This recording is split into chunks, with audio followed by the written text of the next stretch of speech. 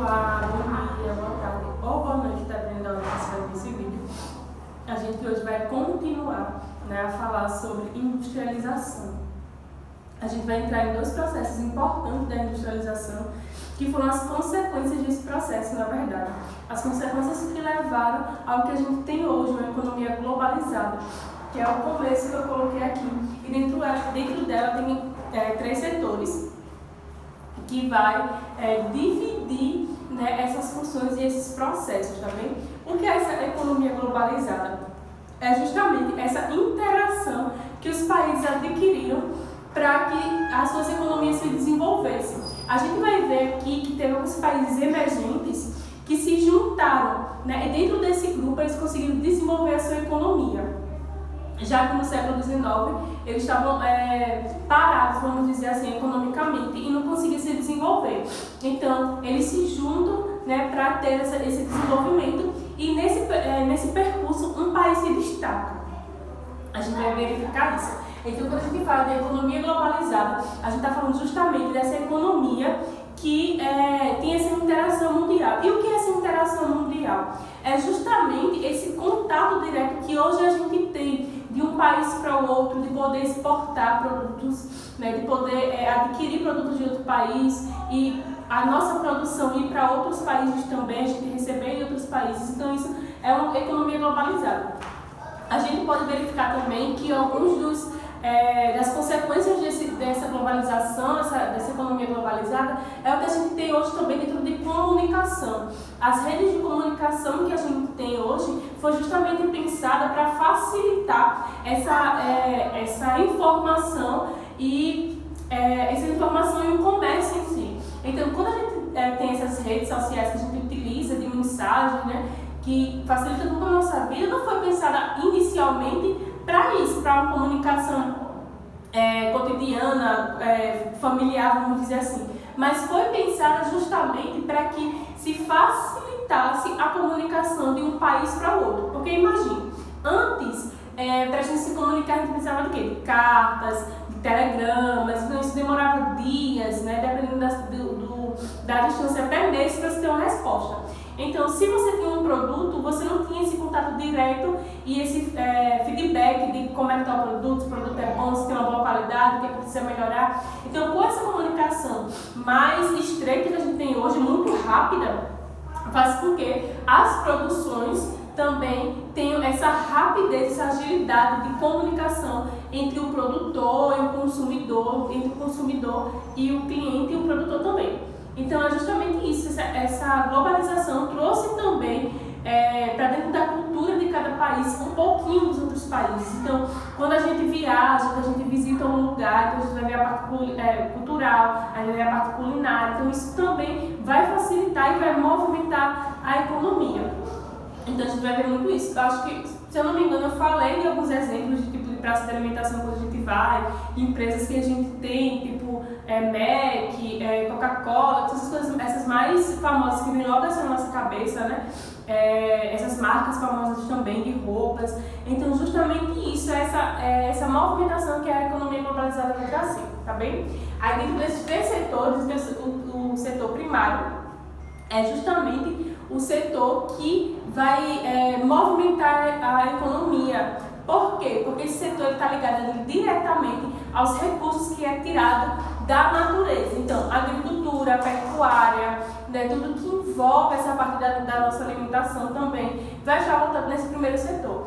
Isso está na página 136, que vem falando, economia, pecuária, extração vegetal, mineração. Então, isso tudo faz parte do setor primário. O setor secundário, ele está ligado, composto por atividades econômicas dedicadas a transformações de bens e recursos. Então, o que é que acontece? É justamente esse recurso, essa matéria-prima que é tirada do meio ambiente e que vai se transformar em algo de bem e consumo. Lembra das indústrias de bem e consumo que a gente falou nos outros vídeos? Então, esse aí está ligado ao segundo setor. Tá? O terceiro setor, ele vai estar ligado a serviços, basicamente. Então, a bens e serviços. Então, empresas que trabalham com algum tipo de serviço diretamente para o cliente. Então, quando eu contrato...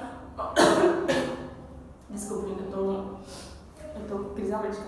Então, quando eu contrato uma empresa para fazer um serviço, uma empresa para construir ou reformar a minha casa, então isso é um serviço direto que o cliente vai contratar e consumir. Quando eu peço algum alimento, então tudo isso que está ligado diretamente ao cliente, entre serviços, está no terceiro setor, tá bem? Então o que acontece? Desculpa. Depois disso a gente vai ver, como eu falei no comecinho, das economias emergentes. Então o BRICS é o quê? São os 5 países que tiveram essa juntaram para se desenvolver a sua economia. Então está entre eles Brasil, Rússia, Índia, China e a África do Sul, que é uma parte da África do Sul, na verdade. Por isso que está aqui Sul e África do Sul. Então, não é todo o continente, mas é uma parte. Então, o que acontece aqui? Esses países, eles são países que estão em desenvolvimento, só que a China, ela se destaca. Ela se destaca tanto que ela vai ser chamada depois de fábrica global. Por quê? Porque esses países, quando eles se juntam no começo do século XXI, o que é que vai acontecer? Eles começam a desenvolver a sua economia. E eles começam a desenvolver a sua economia da forma muito acelerada. Que isso vai fazer com que os países que estão desenvolvidos, os países capitalistas, eles se sintam ameaçados, tá? Por isso que a China vai ser chamada de fábrica global, porque ela se destaca tanto, né, que vai chamar a atenção dos países mais globalizados, mais capitalistas, né, como Estados Unidos, entre outros. Então, o que é que vai acontecer? Esse desenvolvimento dessas economias vai chamar essa atenção. Só que em 2008 vai ter uma crise, né? Uma crise econômica que vai bater todos os países do mundo de uma certa forma, ou direta ou indiretamente.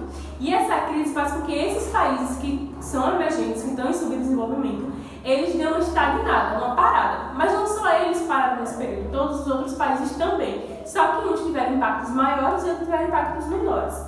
Aí o que vai acontecer? Justamente quando a gente fala dessa fábrica globalizada, que foi esses países que conseguiram se desenvolver muito no século XIX, a gente está falando de países que provavelmente, na sua grande maioria, são pobres ou em subdesenvolvimento.